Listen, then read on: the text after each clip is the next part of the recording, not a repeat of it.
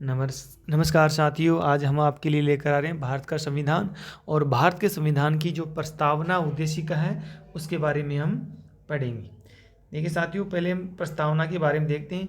प्रस्तावना होती क्या है? प्रस्तावना संविधान के परिचय या भूमिका को कहते हैं, यानी इसमें संविधान का सार होता है। ये क्या होता है? संविधान का सार होता है। अब इस प्रस्तावना उद्देशिका को अनेक विद्वानों के द्वारा इसे अलग अलग नामों से पुकारा गया है, जिसमें के.एम. मुंशी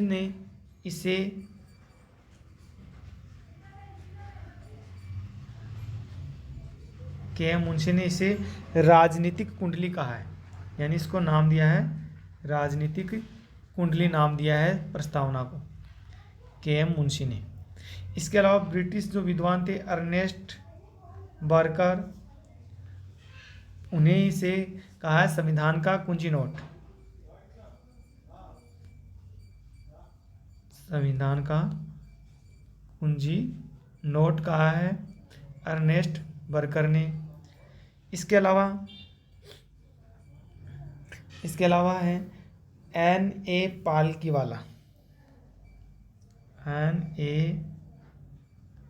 पालकीवाला ने इसे क्या कहा है? इसे कहा है संविधान का परिचय पत्र, यानी इसे संविधान का परिचय पत्र कहा है पालकीवाला ने। इसके अलावा जो अल्लादी कृष्ण अय्यर है, उन्होंने संविधान की प्रस्तावना हमारे दीर्घकालिक सपनों का विचार है। इन्होंने ये कहा है संविधान की जो प्रस्तावना है वो हमारी दीर्घकालिक सपनों का विचार है, ऐसा अय्यर ने कहा है। दीर्घकालिक सपनों का विचार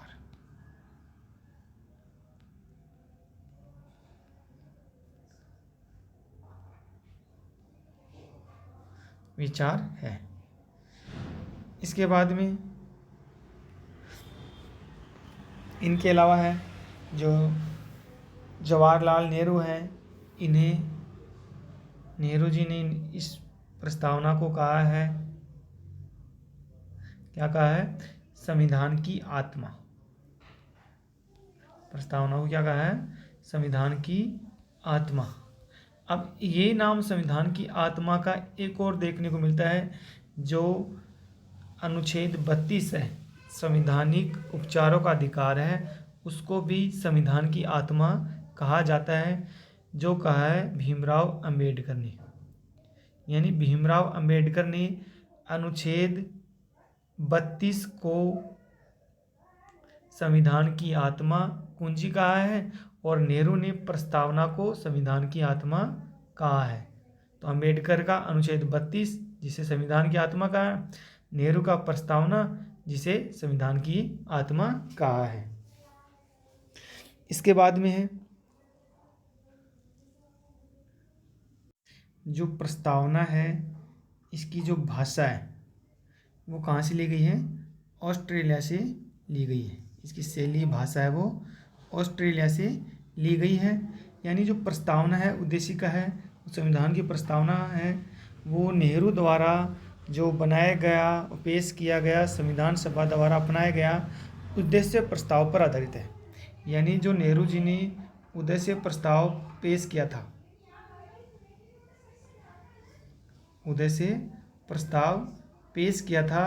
उसके आधार पर यह प्रस्तावना बनाई गई थी।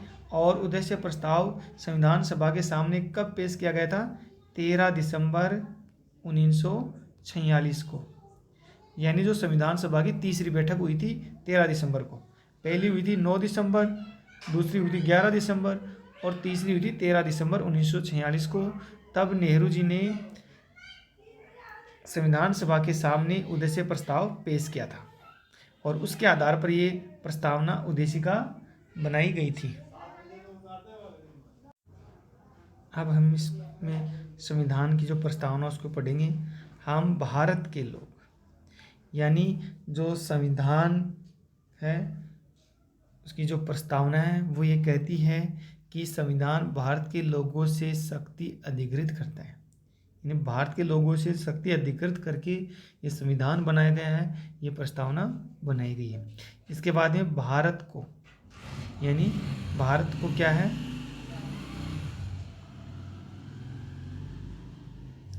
भारत को एक संपूर्ण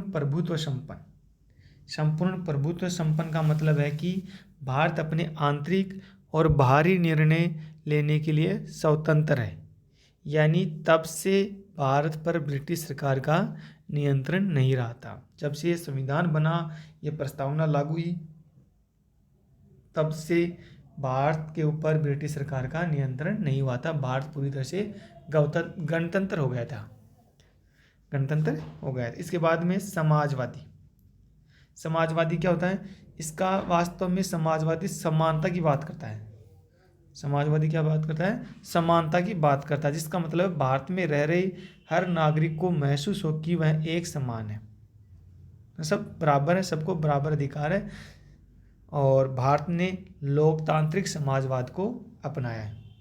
इसके बाद में पंथ निरपेक्ष का मतलब है धर्म से संबंधित, यानी इसका मतलब होता है राज्य का अपना कोई धर्म नहीं है। जो भी धर्म होगा वह भारत की जनता का होगा, जिसमें सरकार की ओर से कोई रोक टोक नहीं होगी। यानी जो भारत सरकार है वो किसी भी धर्म को बढ़ावा नहीं देगी। सरकार की तरफ से, भारत की तरफ से सभी धर्म समान है। इसके बाद में लोकतंत्रात्मक, इसका अर्थ है ऐसी व्यवस्था जो जनता द्वारा जनता के शासन के लिए जानी जाती है, मतलब जनता के द्वारा और जनता के लिए जानी जाती है, तो वह है लोकतंत्रात्मक। इसके बाद में गणराज्य क्या होता है? गणराज्य यानी रिपब्लिक होता है, यानी गणतंत्र का तात्पर्य है ऐसी शासन व्यवस्था जिसका जो संवैधानिक प्रमुख होता है, यानी जो राष्ट्रपति होता है, वो जनता द्वारा प्रत्यक्ष या अप्रत्यक्ष रूप से चुना जाता है, वंशानुगत नहीं होता है। यानी जो भारत का राष्ट्रपति है वो चुना जाता है, निर्वाचित होता है। तो इसमें ये संविधान की जो विशेषताएं हैं और इसका जो क्रम है वो भी इस प्रकार से रहेगा। संपूर्ण प्रभुत्व संपन्न, यानी प्रभुत्व संपन्न स्वयं के बाद में आता है समाज, उसके बाद में आता है पंथ धर्म, उसके बाद में आता है लोकतंत्रात्मक गणराज्य। लोकतंत्र आ गया, उसके बाद में गणराज्य आ गया, राष्ट्रपति आ गया। तो इस प्रकार से क्रम से याद करेंगे। इस प्रकार से हमारे सामने बहुत सारे क्वेश्चन आ चुके हैं, परीक्षा में पूछे जा चुके हैं कि निम्न में से जो भारत के जो शब्द दे रखे हैं संविधान प्रस्तावना में दे रखे हैं वो सही क्रम से सम्मिलित है। तो इस प्रकार से क्रम से दिया होगा और अन्य विकल्पों में इनको आगे पीछे कैसे भी करके विकल्प बनाकर पूछा जा सकता है प्रश्न। तो इनका सही सीक्वेंस हमें पता होना चाहिए और इनकी जो परिभाषा है, इनका जो अर्थ है वो भी हमें ज्ञात रहना चाहिए। चलो साथियों, इसके बाद में इसको आगे और पढ़ते हैं। तो लोकतंत्रात्मक गणराज्य बनाने के लिए उसके समस्त नागरिकों को, यानी जो भारत के जो समस्त नागरिक हैं उनको सामाजिक, आर्थिक, राजनीतिक न्याय, यहाँ पर न्याय की बात की गई है। और न्याय भी कैसा न्याय होगा? सामाजिक होगा, आर्थिक होगा और राजनीतिक होगा। इसके आधार पर न्याय प्रदान किया जाएगा हर व्यक्ति को। अब यहाँ पर जो है प्रश्न ऐसा पूछा जा सकता है कि निम्न में से किस आधार पर भारतीय संविधान की प्रस्तावना में न्याय की व्यवस्था नहीं की गई है? विकल्प होंगे, मान लो सामाजिक न्याय, आर्थिक न्याय, राजनीतिक न्याय और धार्मिक न्याय। तो इसका जो सही आंसर होगा वो कौन सा होगा? धार्मिक न्याय, क्योंकि भारतीय संविधान में भारत की नज़र में धर्म सबके लिए एक समान है। तो यहाँ पर जो न्याय भी 3 है, सामाजिक, आर्थिक और राजनीतिक न्याय। और जो शब्द दे रखे हैं उनका सही क्रम भी होना चाहिए, न्याय पहले आ रहा है। इसके बाद में विचार, सभी को अपने विचार अभिव्यक्त करने की स्वतंत्रता है। विश्वास, धर्म और उपासना की स्वतंत्रता है, यानी सब प्रकार की उसे स्वतंत्रता दी गई है। वो अपने विचार अभिव्यक्ति रख सकता है, वो किसी पर भी विश्वास करता है, कोई भी धर्म को मान सकता, अपना सकता है, उसे अपने ईश्वर आराध्य की उपासना करने की भी स्वतंत्रता है। इसके बाद में है प्रतिष्ठा और अवसर की समता। व्यक्ति को, भारतीय नागरिकों को प्रतिष्ठा और अवसर की समानता दी गई है। इस प्रकार से न्याय हो गया, स्वतंत्रता हो गया, समता हो गया। इस प्रकार से इनका क्रम भी हमें याद रहना चाहिए। और जो संविधान प्रस्तावना में जो शब्द रखे हैं वो हमें एक 1 to 1 शब्द याद भी रहनी चाहिए। इसके बाद देखो, प्राप्त करने के लिए उन सब में व्यक्ति की गरिमा। व्यक्ति की गरिमा से मतलब है कि भारतीय जनता को गरिमापूर्ण जीवन जीना है, मतलब गरिमापूर्ण जीवन जीने का अधिकार है भारतीय जनता को, भारतीय लोगों को। राष्ट्रीय एकता और अखंडता, यानी जो राष्ट्र की एकता है, यानी भारत एक विविधताओं से भरा हुआ देश है, तो इन विविधताओं में हमें एकता बनाए रखनी है, अखंडता बनाए रखनी है। सुनिश्चित करने वाली बंधुता। बंधुता का मतलब होता है भारतीय नागरिकों में आपसी जुड़ाव की भावना, यानी भाईचारा, ये सब उनमें होना चाहिए। तो इसमें जो शब्द आए हैं उन्हें हमें सीक्वेंस से हमें याद भी करने हैं। जैसे ये शब्द हैं, पहले आ रहा न्याय। न्याय कौन कौन से न्याय होने चाहिए? सामाजिक, आर्थिक और राजनीतिक न्याय की बात की गई है प्रस्तावना में। स्वतंत्रता कौन सी होनी चाहिए? विचार, अभिव्यक्ति, विश्वास, धर्म और उपासना की स्वतंत्रता की बात की गई है प्रस्तावना में। इसके अलावा समता, प्रतिष्ठा और अवसर की समता। इसके बाद में है बंधुता, इससे पहले अखंडता है। इस प्रकार से इनका जो क्रम है, ये क्रम हमें ज्ञात रहना चाहिए। क्रम से संबंधित काफ़ी क्वेश्चन हमारे एग्जाम में देखने को मिलते हैं, तो हमें इन सबको हमें देखना है। इसके बाद में देखो हम साथियों आगे देखते हैं। अब इसमें देखो हमारे सामने बहुत सारे शब्द आए हैं। अब इसमें है हमारे सामने काफ़ी शब्द आए हैं और हम उनको देखें। देखो इसमें जो है यहाँ पे आ रखा है पहला समाजवादी या समाजवाद, एक आया पंथ निरपेक्ष और एक आया है अखंडता। एक इसमें कौन सा शब्द आया है? अखंडता शब्द आया है। तो ये मूल संविधान की जो प्रस्तावना थी, जो 26 नवंबर 1949 को अंगीकृत आत्मार्पित की गई थी, उसमें ये तीनों शब्द नहीं थे। ये तीनों शब्द जोड़े गए थे 42वां संविधान संशोधन के तहत 1976 में जोड़े गए थे। ये तीनों शब्द कौन से जोड़े गए थे? समाजवाद, पंथ निरपेक्ष और अखंडता शब्द हैं 1976 में 42वां संविधान संशोधन के तहत जोड़े गए थे। अब इस संविधान संशोधन के तहत यानी संविधान प्रस्तावना में क्या हो गया? संशोधन हुआ, परिवर्तन हुआ। तो इसके बारे में भी पहले जो सुप्रीम कोर्ट था उसने एक माना था कि जो प्रस्तावना है वो संविधान का हिस्सा नहीं है। 1960 में सुप्रीम कोर्ट ने क्या माना था कि जो प्रस्तावना है वो संविधान का हिस्सा नहीं है, इसलिए इसमें संशोधन नहीं किया जा सकता है। प्रस्तावना में क्या है? संशोधन नहीं किया जा सकता है। फिर अपने ही फैसले को पलटकर 1973 में सुप्रीम कोर्ट ने माना कि जो प्रस्तावना है वो संविधान का हिस्सा है, इसमें संशोधन किया जा सकता है लेकिन मूल ढांचे में परिवर्तन नहीं किया जा सकता है। 1973 में सुप्रीम कोर्ट ने मान लिया कि जो प्रस्तावना है वो किसका हिस्सा है? संविधान का हिस्सा है। और संविधान का हिस्सा है तो अनुच्छेद 368 के तहत इसमें संशोधन किया जा सकता है, लेकिन इसका जो मूल ढांचा है उसमें संशोधन नहीं किया जा सकता है। तो इस आधार पर जो 1976 में 42वां संविधान संशोधन हुआ था, इसमें संशोधन किया गया था, आंशिक संशोधन किया गया था, 3 शब्द जोड़े गए थे। चलो साथियों,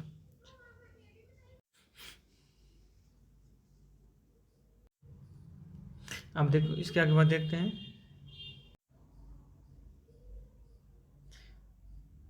दृढ़ संकल्प होकर इस संविधान सभा में आज तारीख 26 नवंबर 1949 को मिति मार्गशीर्ष शुक्ल सप्तमी संवत 2006 विक्रमी को एतद द्वारा इस संविधान को अंगीकृत, अधिनियमित, आत्मार्पित करते हैं।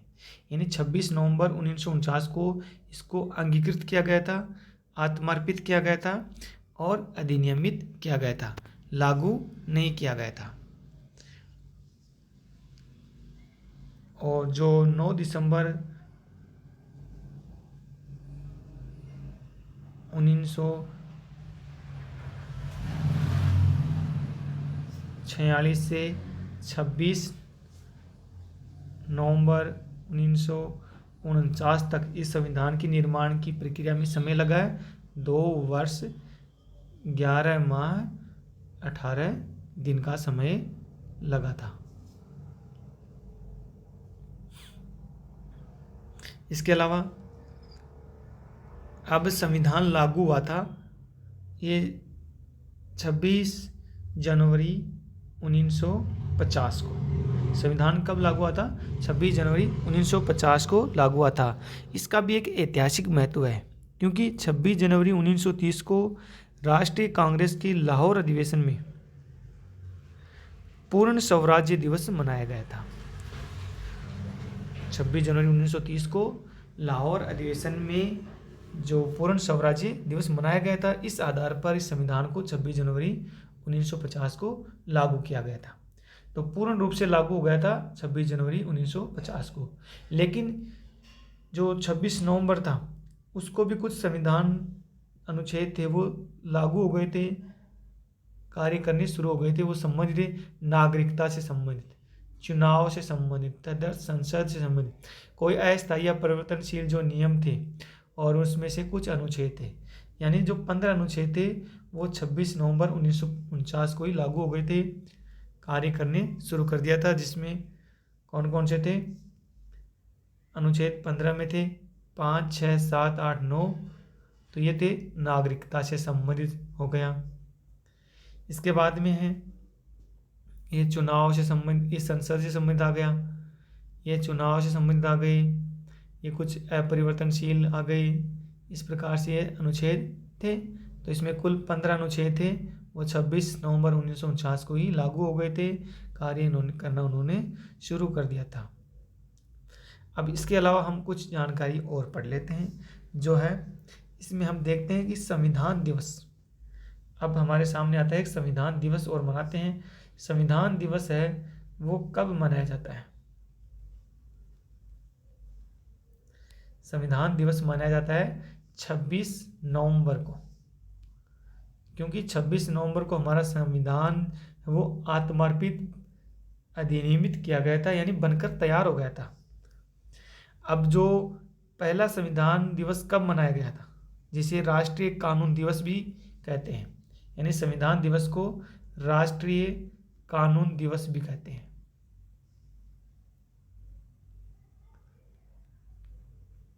कानून दिवस भी कहते हैं। यानी इसकी शुरुआत हुई थी 2015 से। 2015 से, यानी जो प्रारूप समिति के अध्यक्ष थे भीमराव अंबेडकर का 125वीं जयंती वर्ष था। 125वीं जयंती वर्ष, यानी इनका जन्म 1891 में हुआ था, 14 अप्रैल 1891 में हुआ था, और 2015 तक इनके जन्म वर्ष के 125 वर्ष हो गए थे। तो उसको हम 125वीं जयंती वर्ष के रूप में मना रहे थे।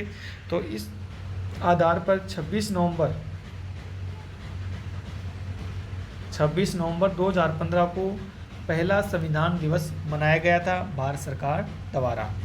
तो 2015 के बाद से 2015 से लगातार हर वर्ष 26 नवंबर को हम राष्ट्रीय कानून दिवस और संविधान दिवस के रूप में मनाते आ रहे हैं। तो धन्यवाद साथियों, आपको उम्मीद करता हूँ हमारा वीडियो पसंद आया होगा। हमने जो आपको जानकारी देने की कोशिश की है वो आपको पसंद आएगी, आपके लिए बहुत ही उपयोगी होंगी। हमें ऐसे ही सपोर्ट करते रहिए। आपने अभी तक चैनल को सब्सक्राइब नहीं किया है तो सब्सक्राइब करें और अपने दोस्तों को भी शेयर करें। धन्यवाद साथियों।